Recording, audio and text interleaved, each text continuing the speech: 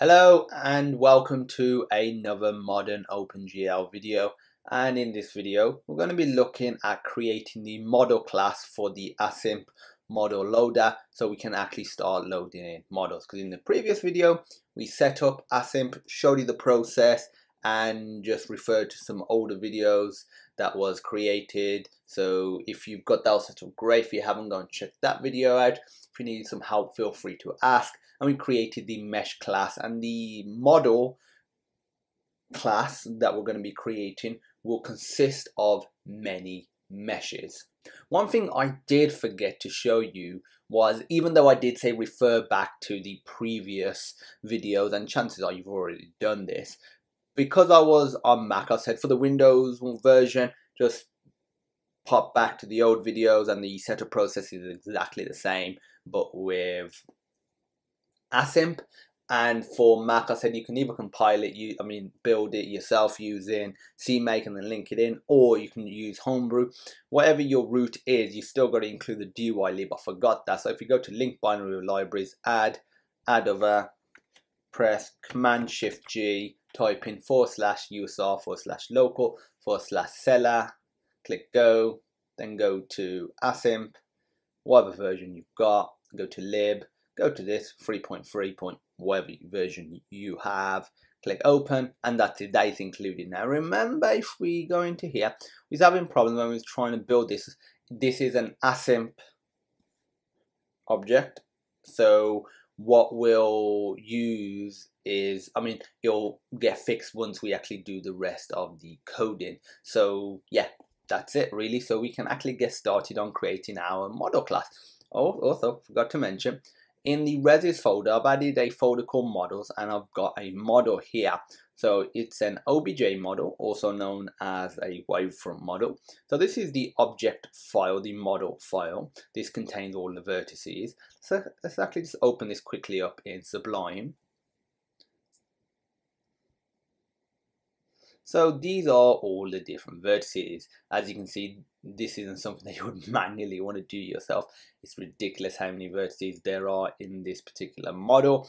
And this .mtl file, the material file, which contains all of the sort of names for the different textures for the different parts of the model, which are all contained here. So one thing that you want to make sure you do or don't do is start renaming these, because you will have to update them in the .material file.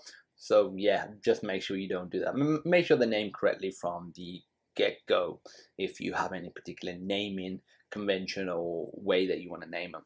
Okay, all of this will be on the GitHub page, which there will be a link in the description. Also in the description there will be links to learnopengl.com and open.gl, which these videos are based on, so feel free to check them out. Great tutorials. And yeah, we can get coding now. So if you right click our OpenGL tutorial folder, click new file, go to header, because we'll just put the class within the header. It's not a ridiculous amount of code. Make sure we add it to our target, and we're going to name this model.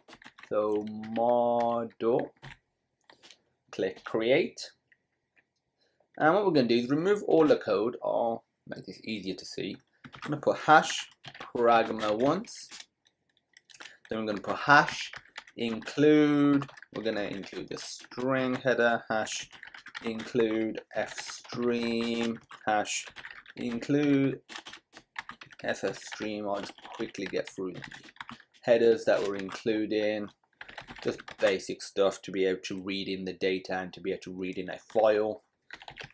Chances are you've already done this in general C++. Hash include map, hash include vector,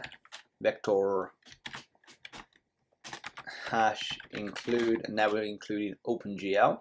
So what we're going to do is GL/GLEW. Obviously this assumes that you're using GLEW for loading and extensions and not something like GL load gen or whatever. If you are, just replace it. And now we're going to include the math library, so glm/glm.hpp hash include glm/ gtc/matrix underscore transform.hpp. Now we're going to do hash include.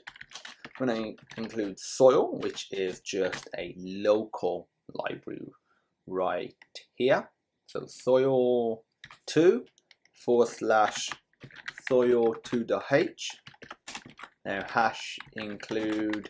Now we're going to include the Assimp library, importer.hpp, hash include Assimp/scene.h, hash include Assimp/postprocess.h, and that's actually all the, forgot one include. Remember I said the model will use several meshes, and forgot to include the mesh file, so mesh.h. And now that's all the includes done. We can do using namespace std, just makes things easier. I'm also going to put a bunch of just empty lines here, so it's just easier to scroll up and down while we're coding. Now I'm going to put gl int texture from file. So this is just a function prototype, and we'll be using it later on. So we're just declaring the method here, we're not actually implementing it. So constant char, and this is going to be a path, and the string is going to be the directory. And now we can actually start creating our model class. So model, and now let's get rid of all this. In public, first of all, what we're going to do is have a constructor, which is going to be model. It's going to take one parameter, gl char, and this is going to be the path to our model. And all we're going to do with this is call a method called this load model, which we haven't implemented yet, but we will, and we simply provide the path. So when we construct our model object, we are actually loading it in, we're loading our model as well. We're not drawing it yet, and for drawing it we're going to be using this. So void draw shader, so it takes in a shader file,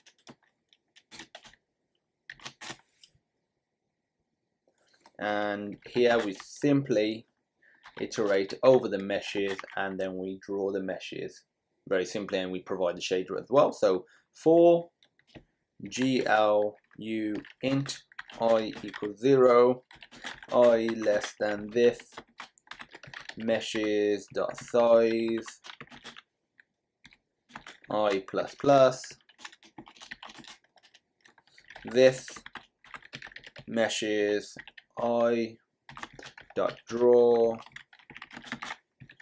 and we provide the shader. So that's the draw method done, and that's it for public. We've got a bunch of private stuff that we want to implement that now. So first of all, we want to create some variables to be able to actually store our model data, and that's going to consist of a vector of meshes. So vector mesh, I'm going to call it meshes. We're going to have a string, which is going to be the directory. We're going to have another vector, and this is going to be a vector of textures, because we have different textures on different parts of the model. And this is going to be called textures underscore loaded, and that's it. So now for the methods, the first method is load model, which we called right here. So if we do void load model string path, and in here, first of all, we need to read the file using Assimp. So to do that, you put Assimp, which is the namespace. You could do using namespace Assimp if you wanted, but for this tutorial and tutorials, I always like to use the namespace like this, unless it's something like std and we're in a more complex C++ video like this is. And now we just call it importer. we're going to have a constant AI scene, which is just an Assimp scene, and this is going to equal importer dot read file, and this is going to take a few parameters. The first parameter is going to be the path. Next is going to be the way we want to actually process it. So we're actually going to triangulate the object. So triangulate, and we want to order this with the process of flipping the UVs.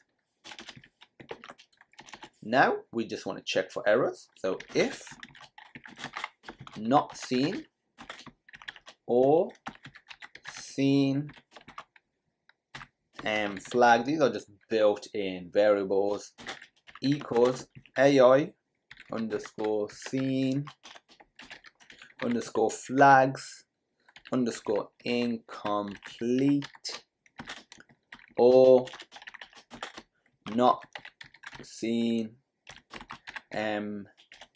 root node.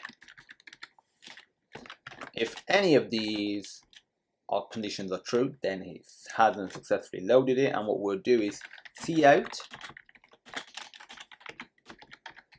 error colon assimp colon space, and we'll actually do importer dot get error string, and we'll put an end line as well, and finally we'll return from the load model method because we don't want to do anything else.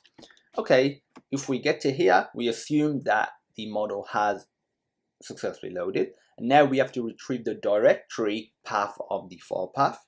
So this is pretty simple. We do this directory, and we're assigning it to this local variable. I'm going to put, not local, I mean this class variable, path dot substring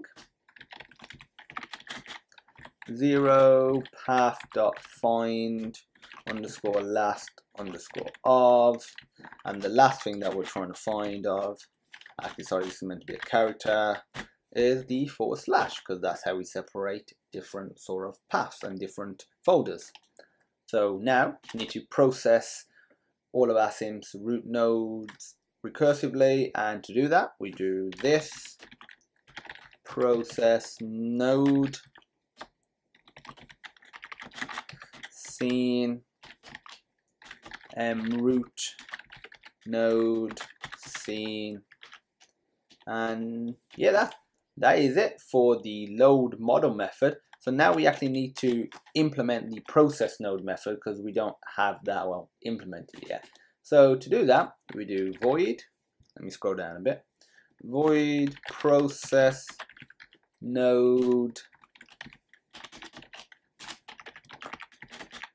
AI node, and so it takes in a node, it takes in a scene as well.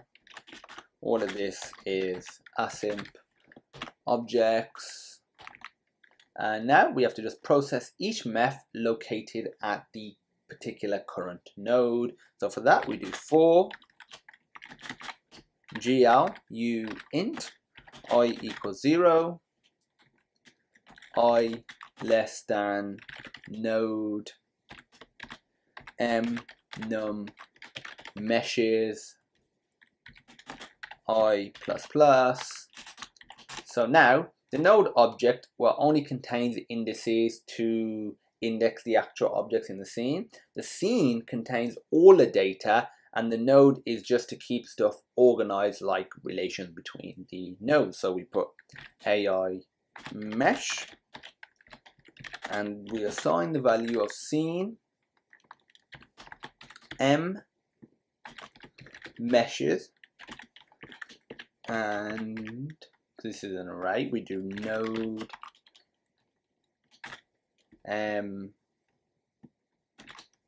meshes, and for this we use the iterator I.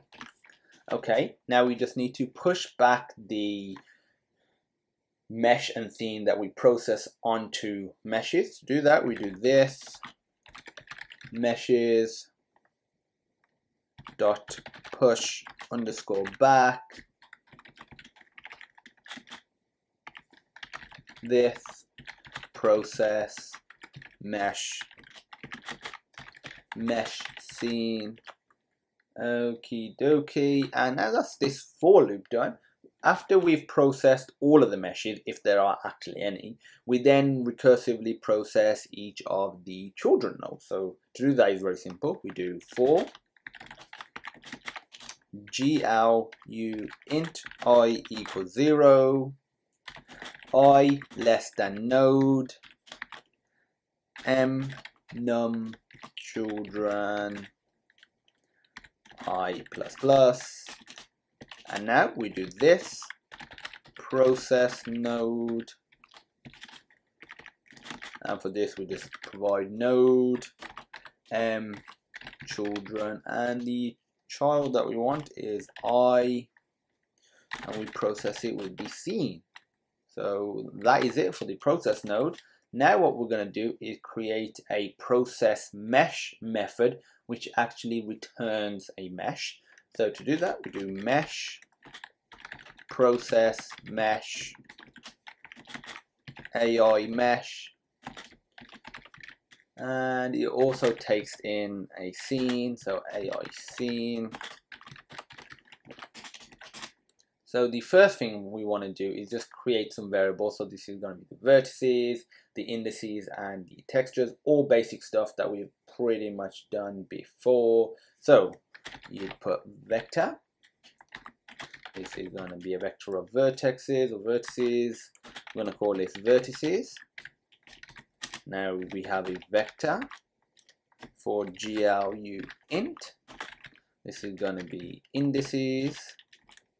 We have a vector for texture, and then another one for textures. Okay, so we need to walk through each of the mesh's vertices now, so we want to loop over it. So for that, we put for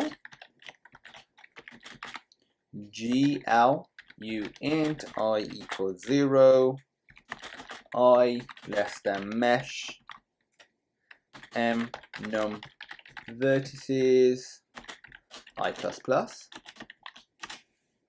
So now what we want to do is just create a vertex that we're going to use in a moment. And now we're going to declare a placeholder vector, since Assimp uses its own vector class and doesn't directly convert to it. So what we want to do is glm vec3 vector, like so. And for the positions, what we want to do is set them to vector.x equals mesh m vertices I.x, and I'm just going to duplicate this line, change this to a y, change this to a z, change this to a y, change this to a z, and now we just do vertex dot position equals vector equals vector. Pretty simple stuff. And now we need to do a similar process for normal. So what I'm actually going to do is copy and paste this, because it'll save us some time. So for copy and paste that, and for vector.x we need to assign it to mesh m, not vertices, but m normal. So I'll get rid of all of these normals, and I'm still getting the x, y, and z. But for the vertex we are setting the normal now to vector. That's all good. So now what we're going to do is check the texture coordinates. So to do that, it's pretty simple, just a basic if statement. So if mesh m texture coords 0, and what we're doing is, does the mesh contain texture coordinates? If it does, we need to obviously do something with it, and which we're going to implement in a moment, and we'll handle the case where it doesn't. So glm : vec2 vec, remember texture coordinates is just an x and y, it doesn't have a z value, an image doesn't. and we got a vector right here. And now a vector can contain up to 8 different text coordinates. We thus make the assumption that we won't use models where a vector can have multiple texture coordinates, so we always take the first set, aka 0. So we put vec.x equals mesh m texture towards 0 I dot x. Oh damn it. Now I'm just gonna duplicate this line, and all I need to do is change the x to a y, still starting off at 0 here. And now we just need to do vertex dot text towards equals vec else. Oh damn it. And for this we just do else vertex dot text towards equals glm colon vec 2, and we just assign the default values of 0.0f and 0.0f if it doesn't have any texture coordinates. And now what we need to do is do vertices dot push underscore back, and we're just pushing back the vertex that we have calculated. So that is it for this particular for loop, but there's still a bit more code left. So now what we have to do is walk through each of the mesh's faces. A face in a mesh is basically a triangle, and retrieve the corresponding vertex indices. This is a pretty small sort of for loop. So for glu int I equals 0, I less than mesh m num faces I plus plus, and in here first of all we just create a assimp face variable, and this equals mesh m faces I. And now we just need to retrieve all the indices of the face and then store them in the indices vector. So for glu int j, no, semicolon, j equals 0, j less than face dot m num indices j plus plus. And now in here we're going to put indices dot push underscore back face dot m indices j. And now what we need to do is actually process the materials, because at the moment we've just been processing the meshes, the vertices, so we need to actually process some materials now. So what we're going to do is if mesh m material index greater than or equal to 0, then what we need to do is create a assimp material variable. So for that we just put ai non-material material asterisk material equals scene m material,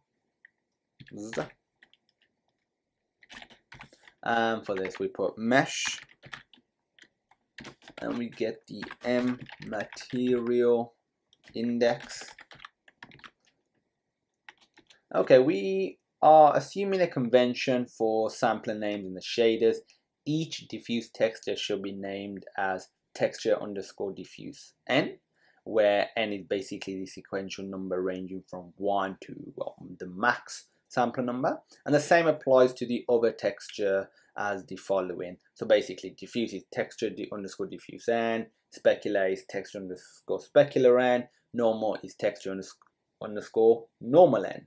So, and first of all we're going to handle the diffuse map. So I'm going to put vector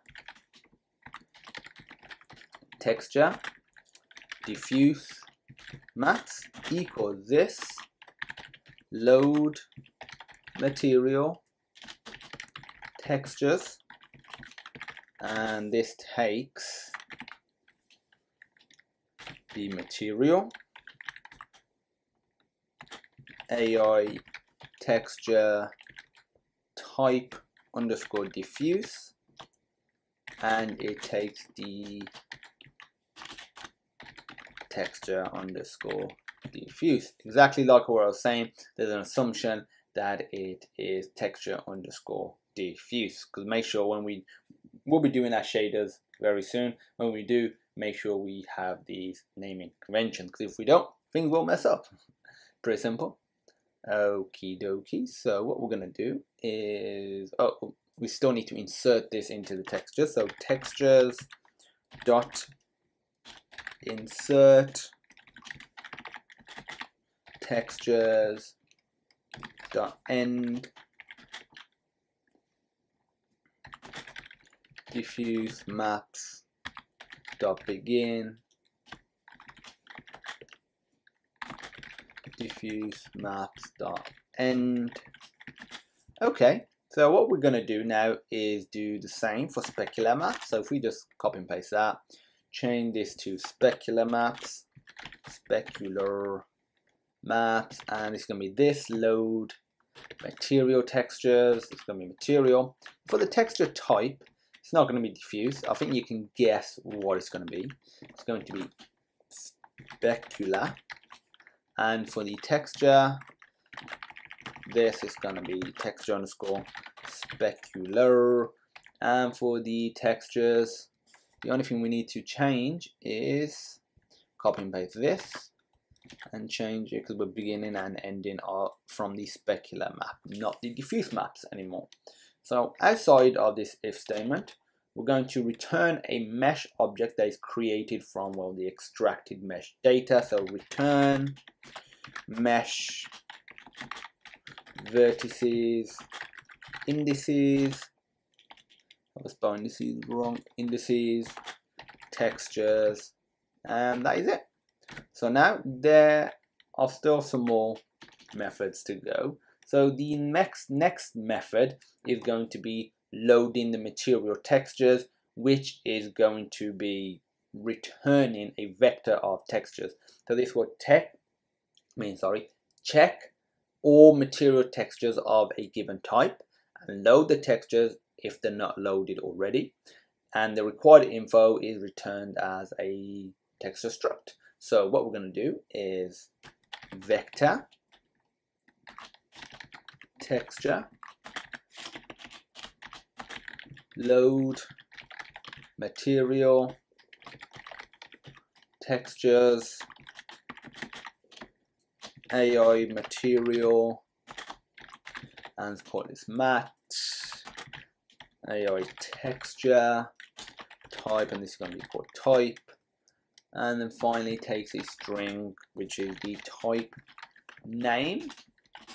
And now this is we're gonna create a vector, and it's gonna be a vector of textures. I'm gonna call it textures, very original. And now we're going to loop over the material that we created here. So what we're gonna do is for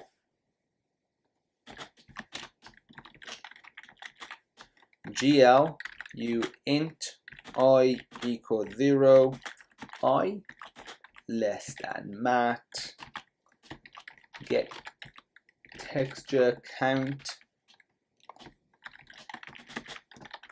type I++,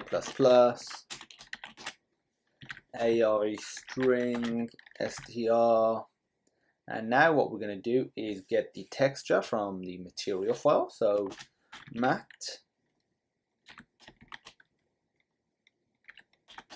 get texture, and we're going to pass in the type. We're going to pass in the iterator, and we're going to pass in a reference to the string. So that's where it's going to store the data that's going to be return aka the texture.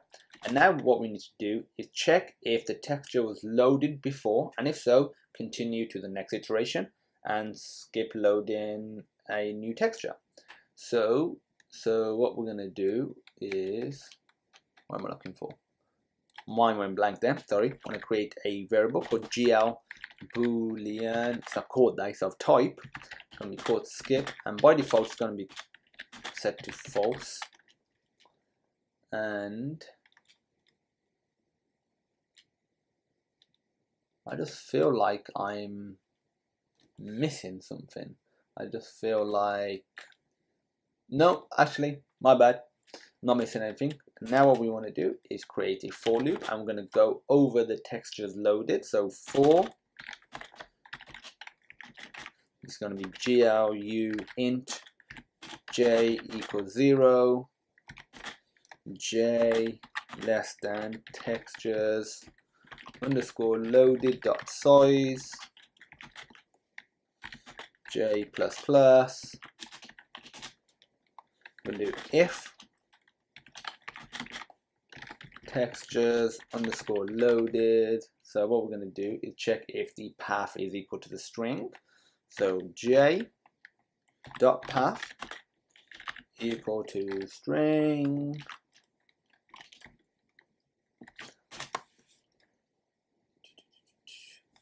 If so, what we want to do is textures underscore loaded j dot path, no, sorry, not texture, I mean textures dot push underscore back textures underscore loaded j, and like this. So we're just pushing the texture that's been loaded, and now we're going to set it to skip equals true. So basically a texture with the same file path has already been loaded, and we can continue to the next one. And we're going to put break. And now outside of this for loop, what we're going to do is check if not skip. So if not skip, so if the texture hasn't been loaded, well, I think you can guess, we need to load it. So we're going to put texture i.id equals texture from file str.c underscore string this directory. Going to put texture dot type equals type name.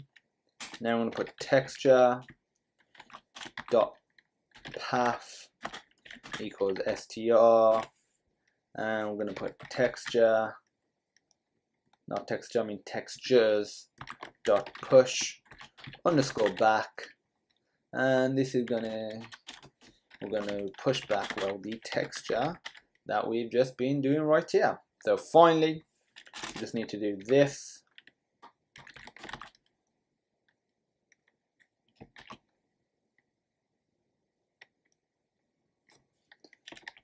Textures underscore loaded dot push underscore back, and we are just pushing back, well, the texture again onto the textures loaded, because, well, if it's been loaded, we want to keep track of it so we don't reload it.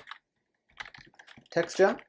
So we've done the if statement, we've actually done this, and now what we can actually do is return textures. And we've actually done the class.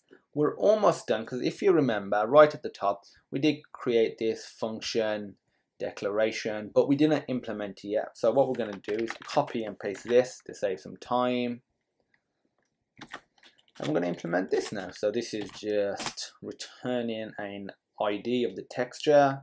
So what we want to do is, first of all, generate a texture ID and load the texture data appropriately. So string file name equals string path, file name equals directory plus /+ file name. I think you can sort of guess what's going on here. I'm not going to explain this line really. And now what we're going to do is glu int texture ID, which, well, it's just going to be the ID to the texture. We need to generate the texture, so gl gen texture. So this is very similar to what we've done before when using soil, because we are now going to use soil. So gl gen textures, and we're going to generate the texture. And for that, we're going to put texture ID. Now what we need is an int width and height. We need an unsigned character which will store the image data, which will equal to soil underscore load, lowercase load and image. And this takes a few parameters. First name is going to be the file name string, so file name .c underscore string, because basically we need a character string. We need a reference to the width and the height, so we can assign the values into those variables that we created. We're going to provide a value of 0, and the way we're going to load it, which is soil underscore load underscore RGB, so there's no alpha. And now what we need to do is assign texture to the particular ID. So to do that, we need to bind the texture ID to texture 2D. So we do gl bind texture, gl underscore texture underscore 2D texture ID. So what we're doing right here, stuff that we've already done before, we're just saying anytime that we affect the texture 2D now, it is in relation to this particular texture ID until we unbind it or we bind another one. So what we're going to do is gl text image 2D, and this is going to be gl underscore texture underscore 2D 0 gl underscore RGB, same as what we had up a couple of lines. And we're going to put width height that we've already retrieved 0 gl underscore RGB, now gl underscore unsigned underscore byte. And now we provide the image data, which was retrieved right here. Now we need to generate the mip map, so gl generate mip map, and we need to generate it for this particular texture ID. So all we do is gl underscore texture underscore 2D, and now we specify the parameters. So we do gl text parameter I, gl underscore texture underscore 2D, gl underscore texture, and now specify how we're going to wrap it. And for the wrapping, we're just going to put repeat, so gl underscore repeat. We can actually copy and paste this line to save some time. Change this to a T, and yeah, probably could copy and paste this again. So what we need to do now is set the texture min filter, and that's going to be a linear mip map. So we're going to do gl underscore texture underscore min underscore filter, and this is going to be gl underscore linear underscore mip map underscore linear. And now copy and paste this one, and we can replace texture min filter with mag filter, and We don't want a bitmap linear, we just want a regular linear. And now we're basically going to unbind the texture because we're finished with it.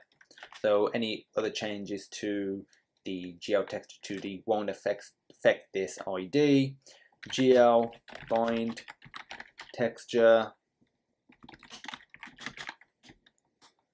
GL underscore texture underscore 2D 0 semicolon, and now we just do soil underscore free underscore the image data because we no longer need it. We've already done what we need to do, and specify image, and we finally return the ID to the texture. And that is it for the model.h file. So the rest of the code is pretty simple now. So what we want to do is go to our shaders. I'm going to create a couple new shaders. As usual, all I'm going to do is just duplicate what we've already got. So if I duplicate the lamp, and I'm going to rename this to model loading, and this will appear right here. So if we go to the vertex shader, pretty simple stuff. So what we're still doing the same version. For the layout, we've got position, that's good, but we also want the normal as well, and we want the texture coordinates. Remember, texture coordinates is vec2, and we need to change this to normal. Change this to text coords. Change this to the location is 1, 2, and the variable that we're going to be outputting is a vector2, which is going to be the texture coordinates. Still got a model view and projection. So for the GL position, we're going to do projection times view times model times by vec4 position 1.0f. Yeah, that's fine. So good stuff. And then finally, we need to do text coords equals the text coords that came in. And well, that is it for the vertex shader. For the fragment shader, again, this is very simple. We need a input variable. So what we're going to get in is a vector2 of texture coordinates. We're going to be outputting a color, but we're also going to have a uniform sampler, which is going to be texture diffuse. So uniform sampler 2D sampler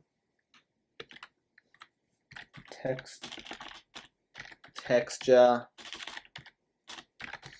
underscore diffuse, and remember this needs to be named the same way we named it in our model.h. It's the same with specular as well if you use that. So for color, it's a little different to 1.0f. We're going to do texture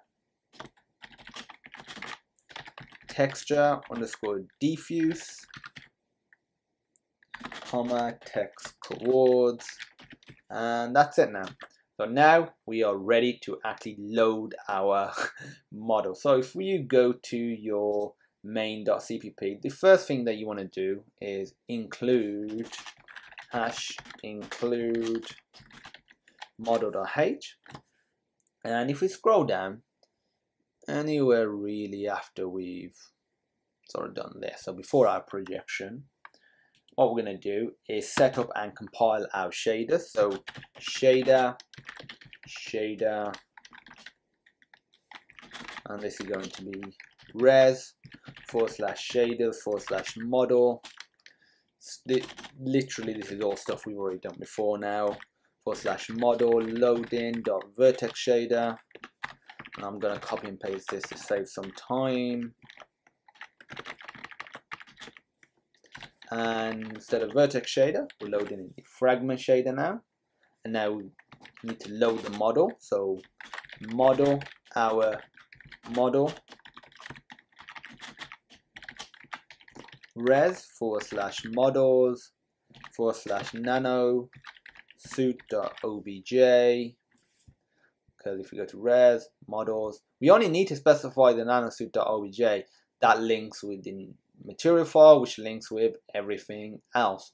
So fantastic. That is good that we don't have to manually start specifying each individual texture and material and all of that stuff, because that would have been such a pain. So if we scroll down, after we've done the GL clear, what we want to do is use the shader. So shader.use. So this is going to simply bind the shader now. What we want to do is create a what's it called? A view. So we want to do glm map4 view equals camera dot get view matrix. Do gl uniform matrix for float value. Actually, yeah, that's fine. I skipped a step then, but no. GL get uniform location, and this is going to take shader dot program, and for this is projection. Then we put 1 GL underscore false glm value underscore pointer, and we specify the projection. Okay, see if this is a-okay.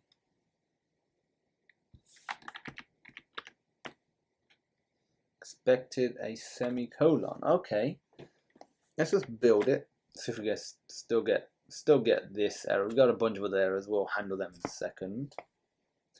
So let's make sure this is all good. So GL uniform matrix for float value, GL get uniform location, open bracket, shader.program, comma, it should be projection, but that really shouldn't have prevented this or provided an error.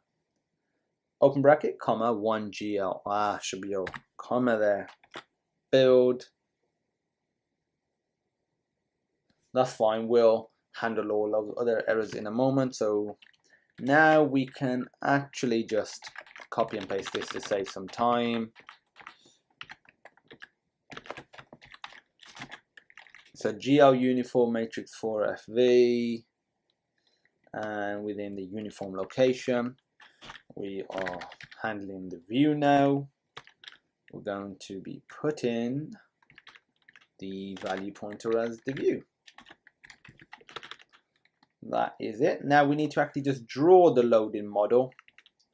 So to do that, what we're going to do is glm matrix 4x4 matrix, which is going to be the model.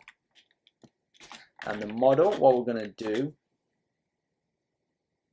is, this isn't that model. This is basically what we're going to do is just do some mathematics. We're going to translate it and scale it, because we're going to translate it down a bit so it's at the center of the scene.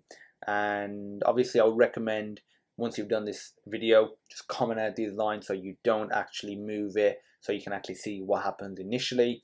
And we're going to resize it down a bit because it's a bit too big for our scene, so I'm going to scale it down. So I'm going to put glm translate.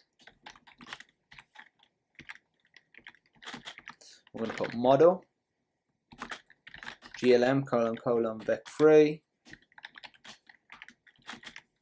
0.0f negative 1.75 f 0.0f. Okay, what's this moaning about? I forgot a comma here. Now we're going to provide the scale. So for the scale, we're going to apply to model glm vec3, and we're just going to scale it to 0.2f, 0.2f, 0.2f, so this will be a fifth of its size, quite a bit smaller. But like I said, recommend just doing it without scaling, without the translations as well, to see what happens and how big it is initially. GL uniform matrix for float value, and what we're going to do is GL get uniform location shader.program model 1 GL underscore false GLM : value underscore pointer model. And now what we're going to do is our model dot draw, and we simply provide the shader. So this is all done now. So now what we're going to do is run it. We'll get errors. We'll fix them. So if we go, where are they? Okay, so apparently it does not like this particular line. So what is wrong with hash include Assimp postprocess.h? So expected file name or file. What?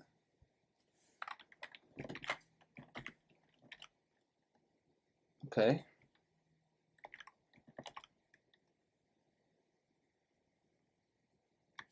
That's what I've got. It's almost like as if these characters are incorrect.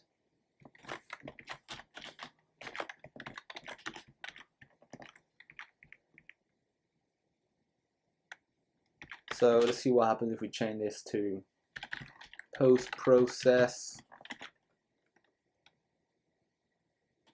Okay, that's all right. And the IntelliSense has fixed itself now. That would have been a big help before. So for some reason, it must have just been some dodgy character. Missed the comma again. And now let's try running it. Oh, is it gonna? It's successfully built. Let's just actually see if we get something appearing in our scene. Okay, what we got? Fragment compilation, text to diffuse syntax error. So let's just make sure in here we named it correctly.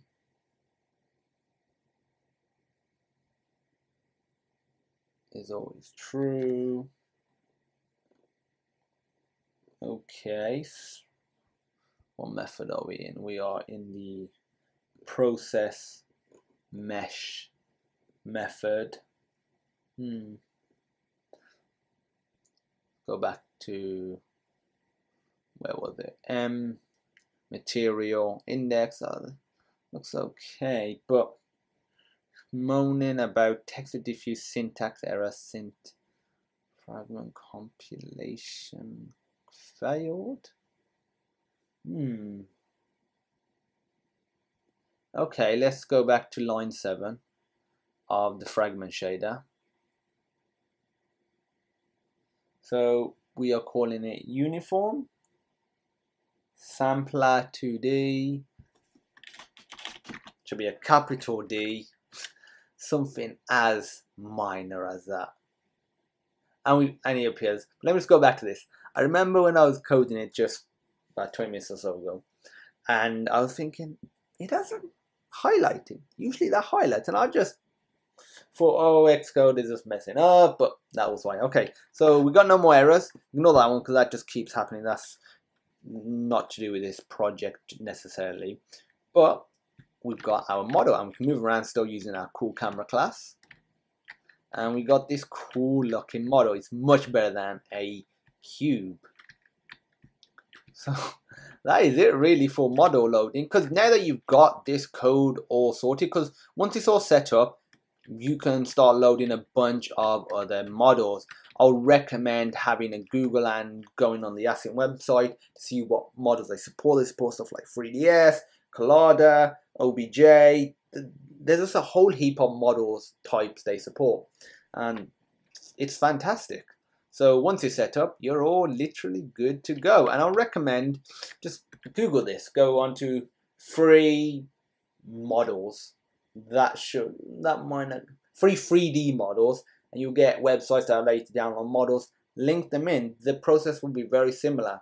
So yeah, that is it for this model loading video. And that's it for model loading in general. If you have any questions, feel free to post them on our education platform, sonarlearning.co.uk.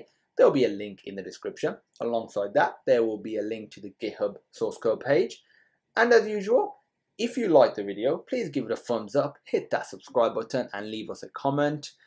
And I hope you have a great day. Actually, no. I don't need to go yet. Don't go yet. I forgot to show you one last thing. So if we go to the main file, what I forgot to show you was, you can do this with the other sort of cubes that we've been drawing, but what you can do is set the polygon mode. So if we do GL polygon mode, and what we can do is do GL underscore front underscore and back, and for the mode, if we put GL underscore line, we get a wireframe version, which is basically just the lines, aka the polygons that make up our shape. So that looks pretty cool. So you can see all the different intricacies of our shape. As you can see, the head has quite a bit there, and then let's say obviously some of them are black as well, not all of them are a color that's easy to see, but that's a great way of debugging as well, and it honestly just looks really cool. So let's just go through him. Ooh. I thought I'd show you that as well, so I'll comment this out. And yeah, thank you for watching, and I hope you have a great day.